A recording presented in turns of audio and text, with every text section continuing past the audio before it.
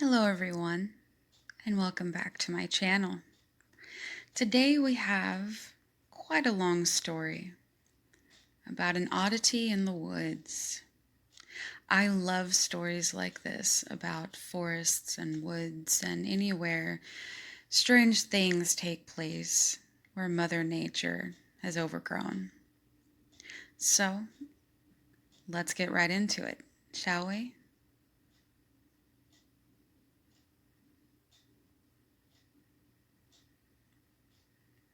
My parents own a small cabin in the middle of the woods on about 60 acres of land in upstate New York. We call it, rather appropriately, the camp. The small cabin at the camp is nicely nestled in the middle of the woods. There is a mile-long dirt road, also surrounded by woods, that leads to a small dirt lot and a small yard in front of the building. We use this road to get to and from the camp. Behind the cabin is a clearing that is about 350 yards long and about 60 yards wide. The clearing consists of the backyard, the garden at the end of the woods, and a small field directly behind the garden. Other than that, the rest of the property is all woods. Woods that have explored thoroughly, but a vast amount of woods nonetheless. The cabin is made up of only 2 rooms, with one room used as the bedroom and the other room used as the living area. There is only one inside wall within the cabin, its purpose simply being to divide the 2 rooms. Other than that, the 2 rooms are completely open. The cabin had simple furnishings. In the bedroom, there was a bunk bed and a sofa couch.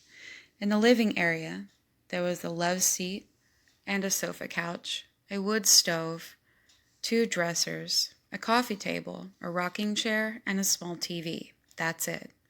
No kitchen or bathroom. We used a gas-powered generator to run the few lights and outlets within the cabin, as well as the TV. We had a VCR hooked up to the TV and would occasionally watch movies on VHS or DVD. For those concerned about the bathroom situation, there was an outhouse about 30 yards from the cabin. To cook, we either used the wood stove inside the cabin or the propane grill on the small porch overlooking the backyard. The cabin has multiple windows. There is a fair-sized window that allows us to view the front yard, another fair-sized window on the side of the building that gives us a view of the woods, and a large picture window at the rear of the cabin that gives us a view of the backyard, garden, and field. These windows are all in the living area. There are 2 small windows in the other room of the cabin, but they are not relevant. Myself, my younger brother, by about 3 years, and my mother and father spent just about every weekend at the camp when we were younger. Simply put, we grew up in the woods, and we were certainly no strangers to the outdoors. With that being said, I have had my share of experiences, most of which had logical explanations.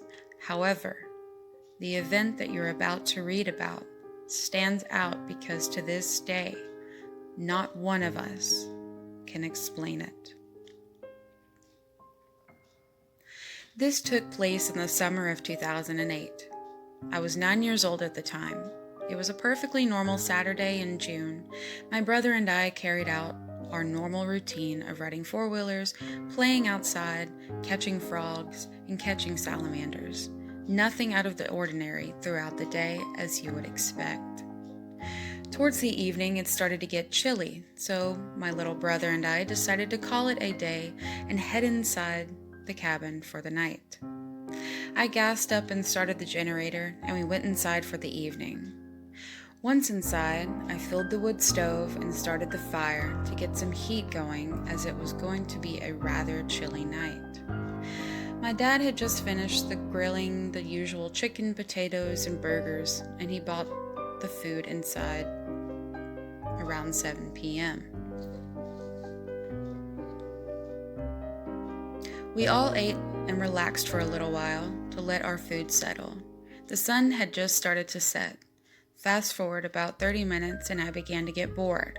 My mother then reminds me that she had brought my plug-and-play Wheel of Fortune game with us for us to play. I excitedly went ahead and plugged the RCA cables into the TV and set up the game. The TV was situated just to the left of the big picture window at the rear of the building. It was dusk at this point. By dusk, I mean it was getting darker, but there was still plenty of light to see outside. It was about 8 p.m. at this point, and in upstate New York, it isn't pitch black outside until around 9:30 p.m. in the middle of the summer. So there was still plenty of light outside.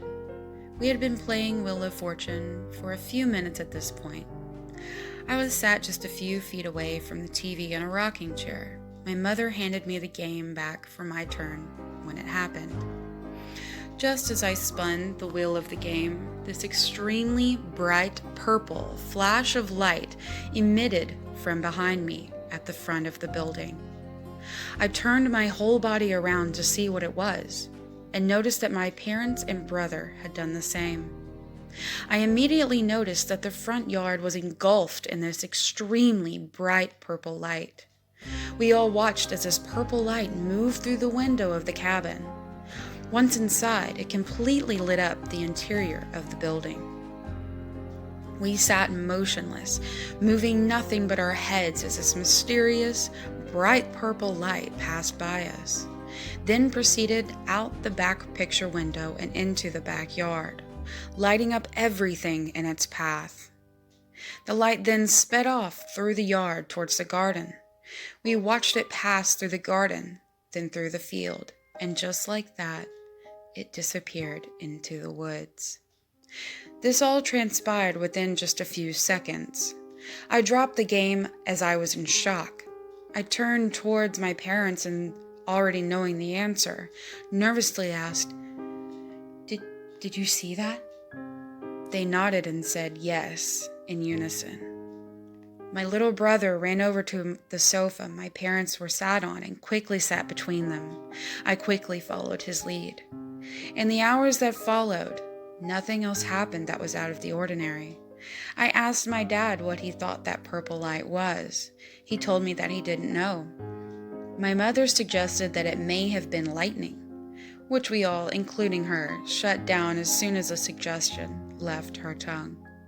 There was no way that the light was lightning.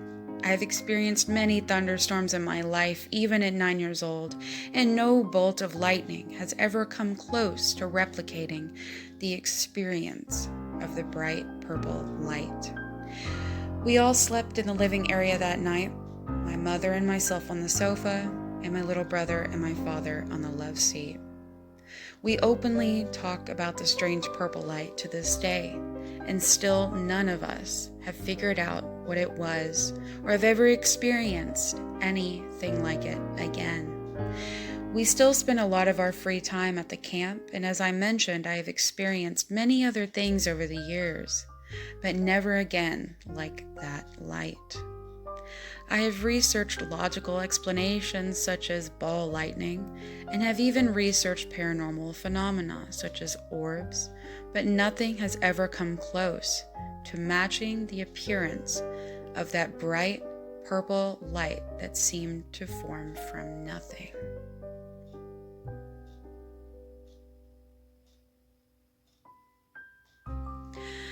So guys, I hope you enjoyed this spooky oddity story. I definitely did.